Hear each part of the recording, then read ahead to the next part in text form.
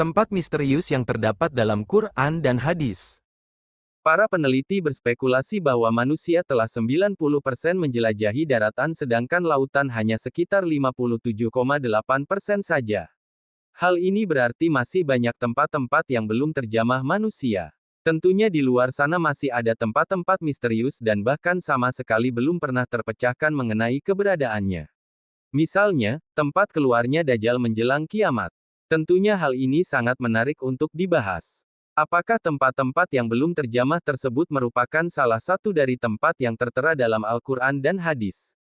Berikut ini tempat-tempat paling misterius di bumi yang tertera dalam Al-Quran dan hadis. Tempat persembunyian Dajjal. Dalam Al-Quran dan hadis disebutkan bahwa munculnya Dajjal merupakan salah satu dari tanda-tanda datangnya kiamat besar. Dunia diambang kehancuran yang besar, jika Dajjal telah muncul. Dajjal dipenjara di suatu tempat misterius dan dijaga oleh seekor hewan yang bisa berbicara yang bernama Al-Jasasah. Namun, perihal lokasi tepatnya Rasulullah tidak menjelaskan secara rinci.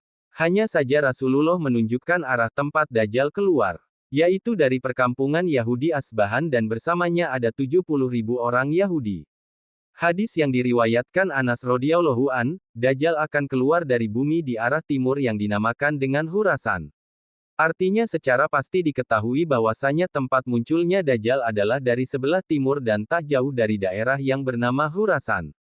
Khurasan sendiri, sejak abad ketiga Masehi itu adalah suatu wilayah yang luas meliputi Iran, Afghanistan, Tajikistan, Turkmenistan, Kazakhstan dan Uzbekistan. Sedangkan tentang pulau tempat Dajjal dikurung mungkin saja berada tak jauh dari wilayah itu dan banyak tersebar kabar bahwa Dajjal dikurung di salah satu pulau di Yaman yang bernama Sokotra. Karena pulau ini benar-benar aneh dan punya hewan dan tumbuhan yang tidak ditemukan di tempat lain selain di pulau Sokotra ini. Banyak orang yang mengaitkan tentang pulau Sokotra ini sebagai pulau Dajjal. Telaga Ainul Hayat. Ainul Hayat merupakan sebuah telaga atau sebuah tempat yang memiliki mata air yang kalau airnya diminum maka orang itu tidak akan mati sampai hari kiamat. Kisah tentang tempat Ainul Hayat ini berhubungan erat dengan dua tokoh besar yaitu Raja Zulkarnain dan penasihatnya yaitu Nabi Khidir alaihi salam. Ada sebuah riwayat dari As-Salabi dari Imam Ali suatu hari Raja Zulkarnain bertanya kepada malaikat tentang bagaimana ibadahnya malaikat kepada Allah Sang Pencipta.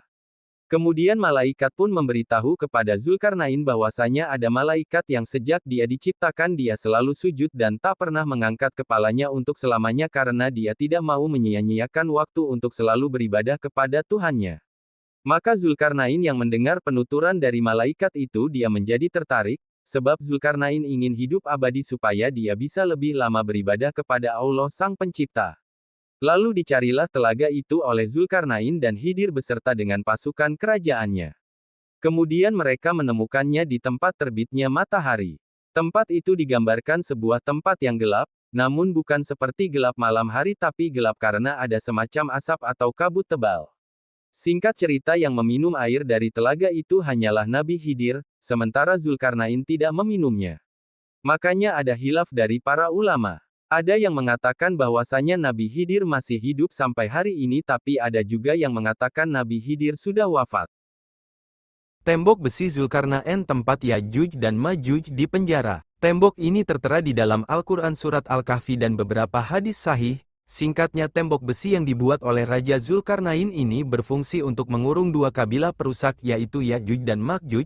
Tembok ini akan runtuh ketika dunia diambang kiamat dan kaum yang di dalamnya akan melakukan pengerusakan di seluruh dunia. Jumlah kaum ini sangat banyak.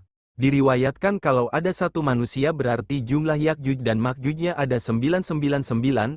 Tidak dapat dibayangkan kalau mereka semua keluar pasti bumi ini akan padat dan berdesak-desakan. Logikanya, tempat Ya'juj dan Ma'juj itu harus luas sekali untuk menampung jumlahnya yang sangat banyak. Mustahil tempatnya hanya berada di sebuah pulau, minimal dibutuhkan sebuah benua yang sangat luas dan jawaban yang paling masuk akal adalah tembok Zulkarnain bisa saja ada di dimensi lain atau memang sengaja Allah menutupi atau dibedakan dengan dunia manusia. Gunung Qaf. Gunung ini pernah disabdakan Nabi Muhammad ketika sahabat beliau yang bernama Abdullah ibn Salam tengah bertanya kepada Nabi Muhammad, "Ya Rasulullah dengan apa bumi ini bisa tenang?" Nabi bersabda, dengan beberapa gunung. Kemudian Abdullah ibn Salam melanjutkan bertanya, lalu dengan apa gunung-gunung itu dikokohkan? Nabi SAW bersabda, dengan gunung Qaf yang terbuat dari batu zamrud hijau dan birunya langit. Para ahli tafsir mengatakan, Gunung Qaf merupakan induk semua gunung yang ada di dunia ini. Ada beberapa pendapat mengenai keberadaan Gunung Qaf ini. Raja Zulkarnain pernah naik ke gunung ini. Mengenai letaknya ada di antara Yordania dan Arab Saudi. Namun ada juga pendapat lain mengatakan letaknya ada di daerah Yaman. Selain itu ada yang menyebut Gunung Qaf berada di suatu daerah sebelum Persia dekat tembok Yakjuj dan Makjus. Gunung Qaf dihuni oleh wali Allah yang berjumlah 70 orang karena menjauhkan diri dari duniawi. Di sisi lain ada pula yang mengatakan bahwa di dekat gunung gaib ini ada sebuah pulau yang bernama Al-Hadir yaitu tempat bertemunya arus sungai dan laut. Pulau itu dihuni oleh sosok hamba Allah yang saleh yang dikenal sebagai Nabi Khidir. Mengenai lokasi persisnya, sampai saat ini masih menjadi misteri yang belum terpecahkan atau tidak akan sampai terpecahkan. Istana Nabi Sulaiman. Kemegahan istana Nabi Sulaiman tertera dalam Al-Quran. Menurut beberapa para ahli sejarah istana megah Sulaiman dibangun oleh manusia dan bangsa jin. Oleh sebab itu, istana Nabi Sulaiman AS ini sangat istimewa dan tidak bisa dibandingkan dengan bangunan-bangunan modern seperti sekarang ini. Istana Nabi Sulaiman disebut dengan Solomon Temple atau Kuil Sulaiman. Hal ini sesuai dengan literatur bangsa Yahudi bahwa istana Nabi Sulaiman AS sekarang ini sudah tidak ada lagi alias sudah runtuh.